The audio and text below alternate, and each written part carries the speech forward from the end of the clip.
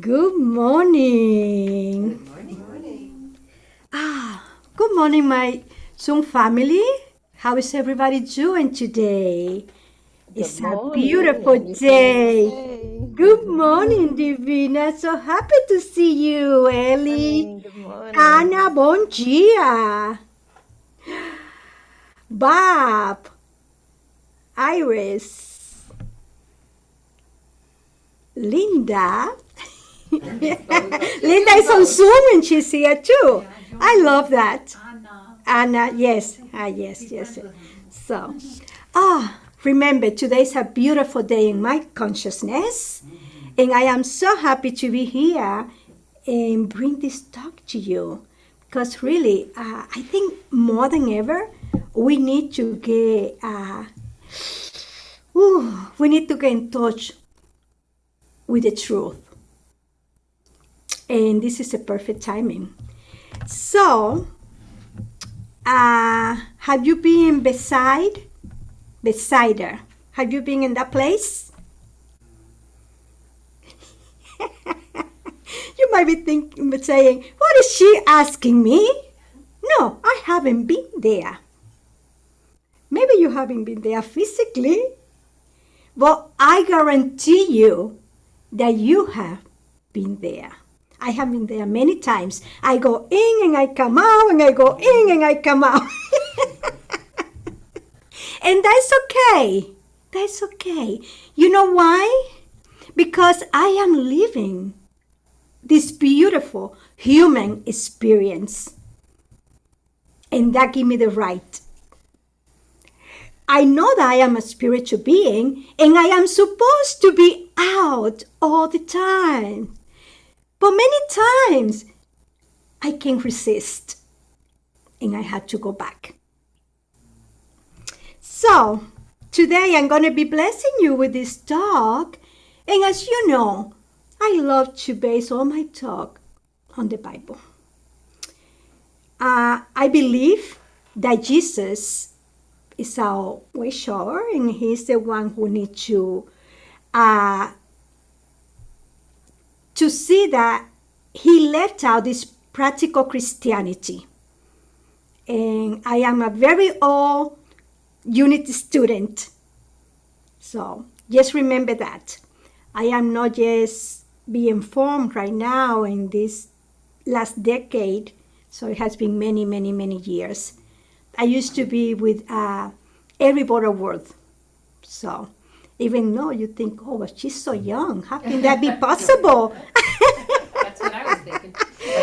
You see? I knew you were thinking that. But I have been involved in that community as well. Not when he was young, he was very, very old at that point, but I had the opportunity to be there. And I'm going to be talking today about Mark 8:22 through 26. And they come out unto Bethsaida, and they bring to him a blind man, and beseech him to touch him. And he took hold of the blind man by the hand and brought him out of the village.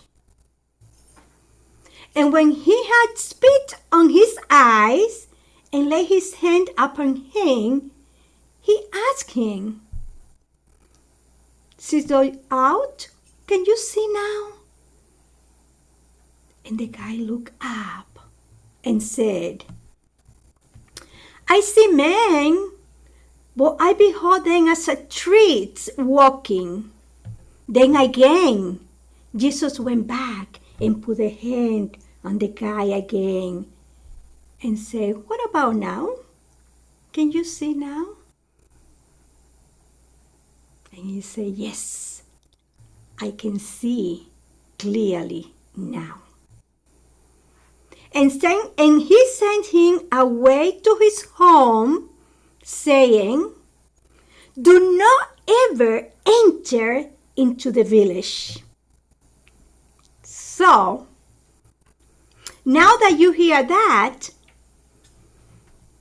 We're going to be talking about Bethsaida, the village, the blind man. And Bethsaida is a place, a state of unbeliever, like you don't believe what is going on. It's a state of unwillingness. So anytime that you are in that place, that you don't believe the power that you are, the power that you have, you are in Bethsaida. Anytime that you are unwilling to do your highest good, you are in Bethsaida. So now do you understand when I asked the question before? Yes. Thank you. Thank you, Carla. Wow, somebody is saying something, yes? Yeah. Okay. And what do you think the blind man represent? It's a blind man that because he couldn't see, he couldn't see this beautiful third-dimensional world? No. Many times we are blind as well. Our mind, it gets in our way. And we don't see. We don't see what is inside of us. And then we start looking everywhere with our physical eyes. But the eyes that I'm talking today are your internal eyes. The eyes that know the truth of what you are. So with that said, let me tell you many reasons why we have a hard time living Bethsaida. You remember when I was reading, it said they have left Bethsaida. So that healing could not occur in Bethsaida, in that place or state of mind where that guy was. Jesus will not do that because he's the light. So the first thing that guy had to do is he had to leave behind all his belongings. Probably he was very attached, yes, to material things and to everyone around him, family, friends. He had to leave his house. He had to leave everything in order for him to be cured. Many times we have to do that. We can't be in the same state of mind if we want to find a solution. But we have a very hard time because we don't want to leave anything behind. We want to carry everything with us. Here I am, Jesus. I brought everybody with me.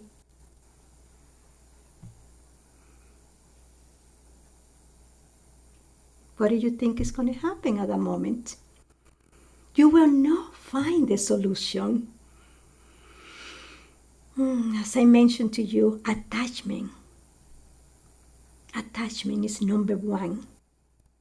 So ask yourself at this moment, what things are preventing me from seeing clearly now? Remember, the rain has stopped. I'm praying for the rainbow, and the rainbow is here. But many times I don't see it because I'm still in that place. I'm still in that state of mind. When I received a phone call yesterday, I received like 3 phone calls. I don't watch TV. So some of my friends that they know that I don't watch TV, they call me up right away. Did you hear what happened? I said, oh, really? Oh, very sorry. Put the TV on. I said, okay, I will in a little bit. You know what? I didn't put the TV on. I sat down on the couch. I pray. And I see everything right. Because I don't want to be in Bethsaida in that state of mind. I said, I'm glad I'm doing this talk because I was able to see that even though everybody was in that place at that moment, I was able to come out of that place, sit down, and find myself, find the peace of mind, and send that healing to the world. And that's what we need to do many, many, many times. Even though we want to participate in all the action and everything, set aside some time. It's going to make a big difference in your life, believe me. I have many people that say, oh, how can you do that? But now I understand. I have done whatever I have done is because I had the tools, like Sky mentioned before. What are those tools? We have the 5 principles. Those are universal laws that they work for everybody equally. Not only for some people, but for everyone. But we need to be able to apply that in our lives. Because remember, our 5th principle, it's not enough to know everything that we know if we don't practice. So this is the time that we have here to come along and practice and see that I don't want to be in that place. But you know what? If you don't want to be in that place, you have the power. You have the power to come out. And many reasons also that we love to stay in that place is because we play the victim consciousness. Poor me. I need to be there. No, you don't need to be there. If you want to have a little bit of what I have, many times you say, oh, I want to have a little bit of Carla's have. Yes? So, what do I need to do? I need to hang out more with Carla. I need to see what she does. And that's what we need to do with our spiritual practice. We need to hang out more with Jesus. We need to see everything that he was able to do at that time and performed all the healing. And not only that, he said to us, you can do it as well. Even more. Wow. Those little things that he threw there, even more. It's like, really? Can I? But if I don't live beside her, I will not be able to do it. So, I encourage you today, whatever you do, whatever you think at this moment, think about you have the power to come out. You are not alone. You see how the blind man found Jesus? He couldn't do it by himself. He had to leave that place, probably travel a lot to find that solution. And if that's what we need to do, let's do it. This is the moment. This is the moment now. So, take time into consideration. If you're beside her, you have the power to come out. And you are not alone. You are not alone. Believe me.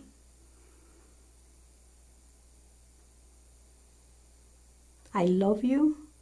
I appreciate you. And I see the Christ that is you. Namaste.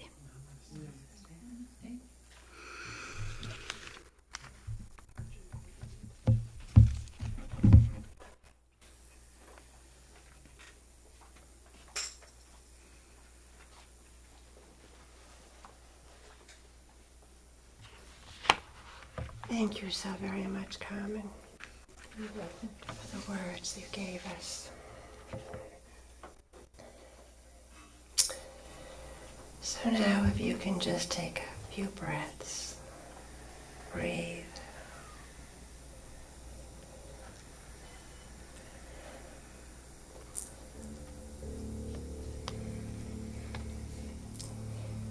Each of us, as your child, O God, entered this physical realm spiritually aware and blessed with all we would ever need to be a perfect expression of your love in this world, in this lifetime. But over time, our spiritual awareness and understanding of the truth of our being may have gradually lessened, and our beliefs may have become flawed. We looked outside ourselves for approval and acceptance. Our vision became clouded, our paths veered, and our focus shifted. But you, O God, were and are always present, waiting with infinite patience for us to shift our gaze and look inward, inviting, prompting, providing both subtle and not so subtle opportunities for us to return to ourselves, our true selves, to return to you and reconnect with Spirit. And finally, as we said yes to this invitation, our eyes were opened, our vision cleared, and we could see before us a new path, an inner path to follow, along which we experience truth, the truth that God is both with us and within us, as close as our next breath.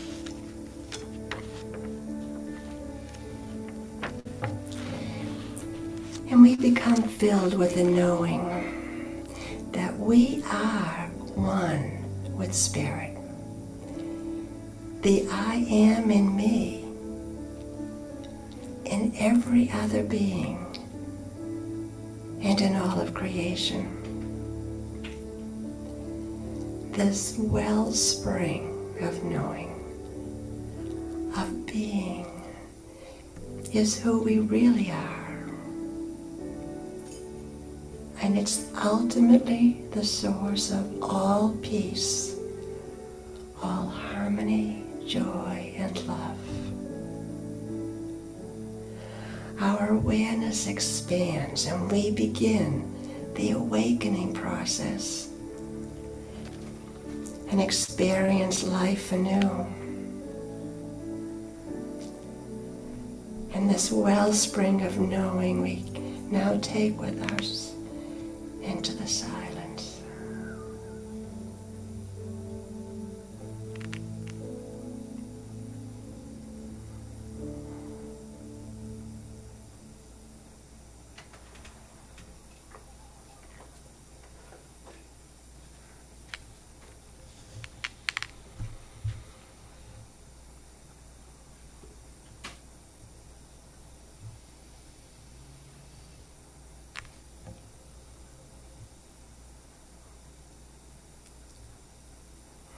Every moment brings an opportunity to experience life anew.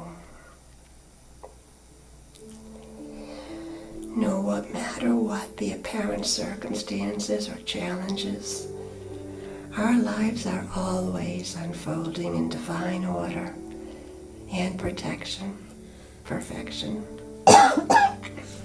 Every day carries the potential for transformation and growth, for adopting a new perspective, a fresh perspective, for making different choices, for taking a new path. this day, we choose to step out in faith, to experience life more fully, and to express God in ever greater ways. And so it is. Thank you, God.